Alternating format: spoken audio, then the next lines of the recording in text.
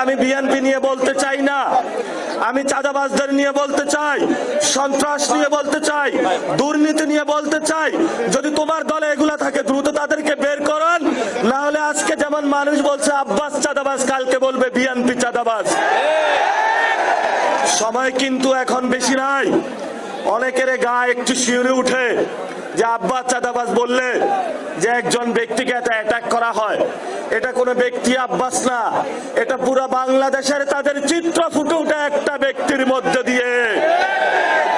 এই জন্য দ্রুত এগুলা বন্ধ করেন। যদি বন্ধ করতে না পারেন তাহলে সবারই কিন্তু চাদর ধরে আমরা টান দিব। যেখানে লেখা আছে চাঁদাবাজ, সন্ত্রাস, দুর্নীতি, সেখানে আমাদের শক্ত লড়াই হবে।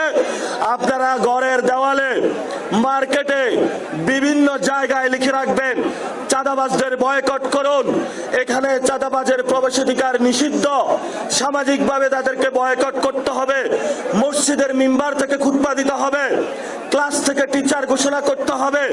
তোমরা যারা চাঁদাবাজ আছো, স্টুডেন্ট যারা রয়েছেন, বলতে হবে বাবা যদি তুমি চাঁদাবাজি করো তোমার ইনকাম আমার দরকার নাই, তুমি এই ঘরে আর আসবা না। বউ তার জামাইকে বলতে হবে তুমি যদি চাঁদাবাজি করো তোমার সংসারে আমার খাওয়ার দরকার নাই, দরকার হয় আমি রাস্তার পাশে দোকান দিয়ে খাবো, তবুও চাঁদাবাজদের টাকা আমরা ধরবো না।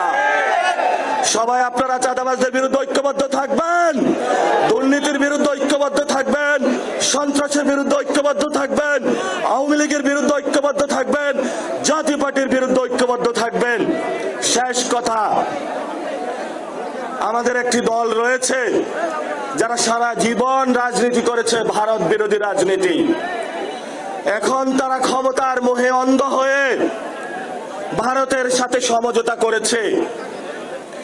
বাংলাদেশে আমরা বলতে চাই, আমরা মান মর্যাদা চাই। আমরা হতে পারি গরিব, আমাদের অনেক সংকট থাকতে পারে, কিন্তু মর্যাদার প্রশ্নে আমরা কোন দেশের সাথে সমঝোতা করতে রাজি নই। তোমরা যারা সমঝোতা করেছো, আওয়ামী লীগের সাথে আতাত করেছো, বাংলার মানুষ একদিন তোমাদেরকে জবাব দিবে।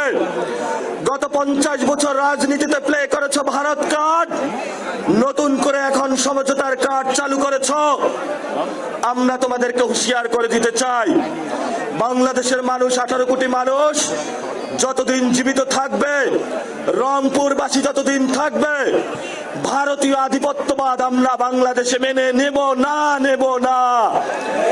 আপনারা সবাই হাত তুলে শপথ করুন, ভারতের বিরুদ্ধে বাংলাদেশের আমাদের লড়াই সংগ্রাম ঐক্যবদ্ধভাবে চলবে। চাঁদাবাজদের বিরুদ্ধে লড়াই চলবে, সন্ত্রাসের বিরুদ্ধে লড়াই চলবে, আওয়ামী লীগের বিরুদ্ধে লড়াই চলবে, জাতীয় পার্টির বিরুদ্ধে লড়াই চলবে। সেই বিপ্লবে দেখা হবে। সবাই ভালো থাকবেন, সবাইকে ধন্যবাদ। ইনকিলাব জিন্দাবাদ।